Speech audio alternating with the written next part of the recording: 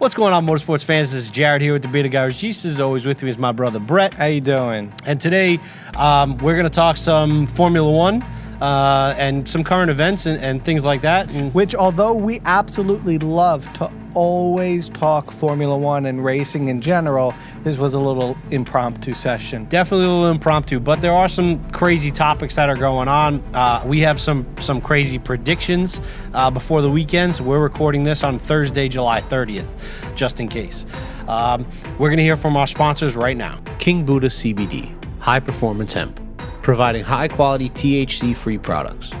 Find more information at kingbuddhacbd.com. The International Roll Racing Association. The International Roll Racing Association, IRRA, is the first ever sanctioning body for the sport of roll racing.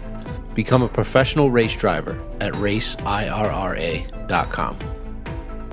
So real quick before we start, if you like what you hear, go ahead, like, subscribe. Subscribes are huge, likes are huge. It really helps us out, helps the channel out, and spread it to your friends, keep us going. So, bro, hit me with the first topic. All right, so this one, I don't know about this one. It's kind of like a thought I had just because everybody wants to see Ferrari at the front. There's a few other teams that are struggling with this year's chassis, and everybody would love to improve it. But as we've talked before, FIA, Formula One, has cut down on how much aerodynamic and chassis upgrades that they could do because of COVID. My question is, with the number of teams struggling with their with the number of teams struggling with their cars and unable to upgrade, do we think that if the sport and the teams are able to become financially stable again because of how many races they're running, whether the FIA and Formula One will reconsider, this is a long fucking question, will reconsider these strict regulations next year? You know maybe? why that was a long question? Because the internet. Because the internet would just like pick out pieces. So you have to make it that long to prevent people from hitting you later. Right? Right. All right. In context. So what was the baseline of that question? Do we think that Formula One will ever loosen up on these restrictions before they're actually planned to? Yes, I believe so. And the reason why I believe so is Ferrari. If it was any other team besides Ferrari, probably not. But Ferrari has such a handle on FIA. They've been in the sport so long. They're going to use whatever's in their advantage to become competitive. Now, it's hard. I think they will. I think Ferrari's going to lean on the FIA so much with their hurt engine, and I think they're going to be like, all right, well, you could do one more major upgrade. Well, did you hear what their CEO came out and said either yesterday or today? I think it was today. No, hit me. He said that they will not vie for wins until 2022. And that's 100% true because I think that they stuck themselves with a bad power unit. But again, I think they will. Their chassis also ain't great either. No, but they've had some aerodynamic upgrades, and we'll see how those go at Silverstone because they weren't able to run them the last weekend. But it all depends on the FIA really, and I think they will because they've always helped Ferrari in the past, so I don't see why they wouldn't. Well, didn't you know the F in FIA stands for Ferrari? That's horrible. What's the next question? Some thoughts on these new tracks. I am loving this calendar. The FIA loosened up on the requirement that the Formula One season has to run in 3 different continents because of COVID, and that has allowed them to stay in Europe, which means they're going to those Grade 1 tracks that they haven't been to in a long time. Recently been announced Imola, the Nürburgring circuit. The Grand Prix circuit, and the Portuguese Grand Prix. Portimao. What's funny is I had that in my head, and I'm questioning it. Have they made changes to those circuits? I haven't read up on that. Imola has, in order to get that Grade 1 level that can host an F1 event, Imola has had upgrades since they ran there last time. Upgrades as far as like upgrades in security or upgrades like changing parts of the circuit? Upgrades in the paddock and upgrades in the layout of the circuit. There's like new chicanes that weren't there before and stuff like that. So I had a crazy idea. I like it too. I like that there's old tracks or tracks that haven't been used before, or new tracks with Zandvoort coming in and stuff like that. But my thing is like, if this gave me a rise of an idea to something that I didn't think of before, I would love it. And I understand there's money behind it, as you said before, but I would love it to see the same set of tracks on the calendar from year to year changing as they do, right? So now we've added a couple of new circuits, but for the previous couple of years, it seemed to be the same circuits. You always go to Silverstone, you always go to Monaco, same thing. Well, I believe that they use the data from the previous year as well. What it would be cool is if they sprinkled these tracks that don't get the attention, like Imola, Nürburgring, Portimao, and some of the older tracks even, and some new tracks. The Brands Hatch, and they sprinkle them in throughout each season. So they won't be in every season. They might not be in 4 straight seasons, but eventually they'll get sprinkled in again. I think it'd be good for the track. The track can take that money that they make during that time and grow. And I think they can kind of keep up with it and sprinkle the money around. But also, I think it would also be a challenge to the teams as well, because you haven't been to that track in 4 years. The car changes so much in 4 years. It's pretty much like learning a new track, and I think it will make the skill of the mechanics and the setup and the engineers, and also the skill of the drivers stand out. With these new cars being as wide as they are, is a track like Imola just going to be a Monaco without the barricades, though? Like, is it going to be a boring race? I think like some of the old tracks make the best races as opposed to the Herman Tilke. Now, if you don't know, Herman Tilke is like the #1 guru for when the FIA needs a new track, they go to him. I mean, like the Malaysian Grand Prix, the Korean Grand Prix, the Chinese Grand Prix, Baku, Bahrain, Abu Dhabi. Jesus, that was off the top of your head. Yeah, it's still going. Sochi. I mean, it's still Red Bull Ring. He redid the Hungaro Ring. He redid, what's the one they raced at last year in Germany? I don't know. The Hungaro Ring. Well, no, I was in Hungary. Sorry. German Grand Prix was at... Oh, wow. Where they all started flying off the track in the rain. The one with the drag strip by it. I can't remember.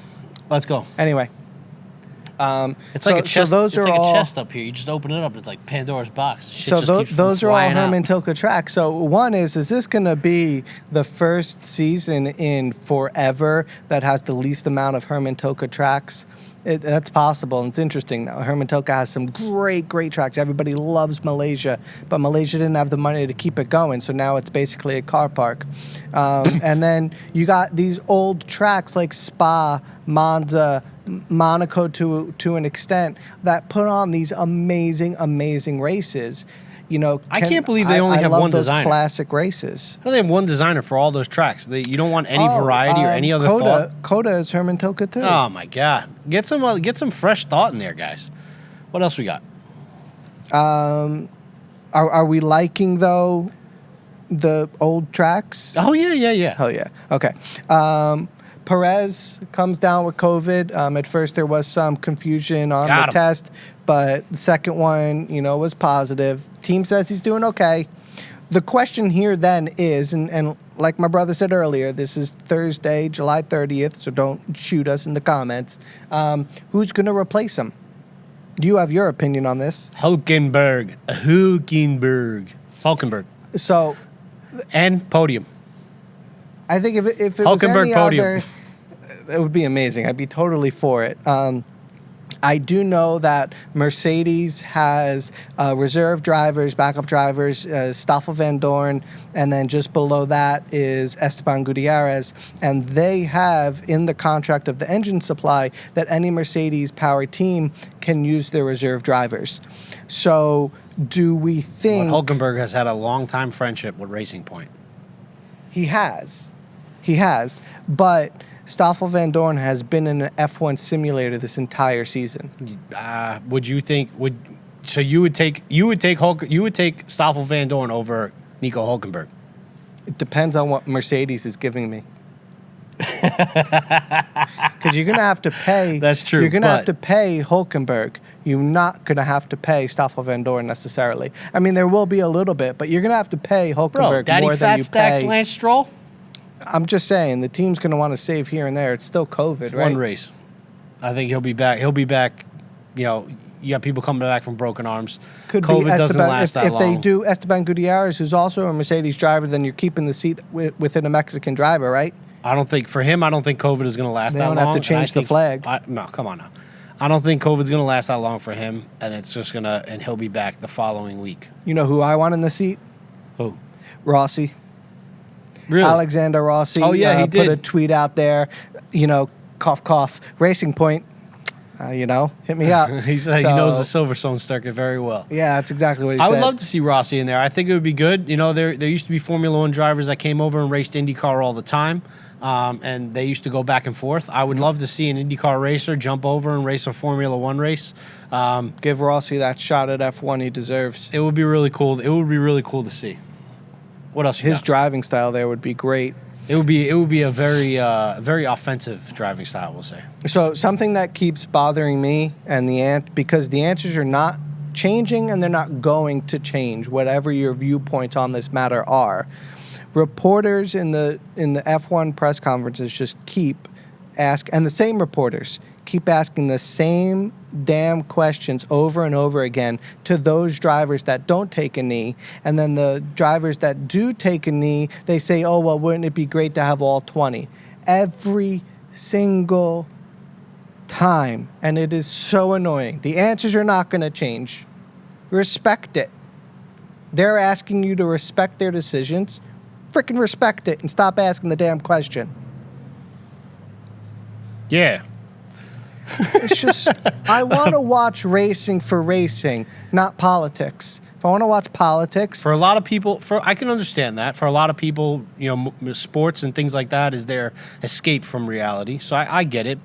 I also get the point that it has to be there. fight racism. I'm not saying don't. They have a time set up where the racers can get together, wear their end racism shirts, take a knee if they want to, stand up if they want to. I am all for that. That's there.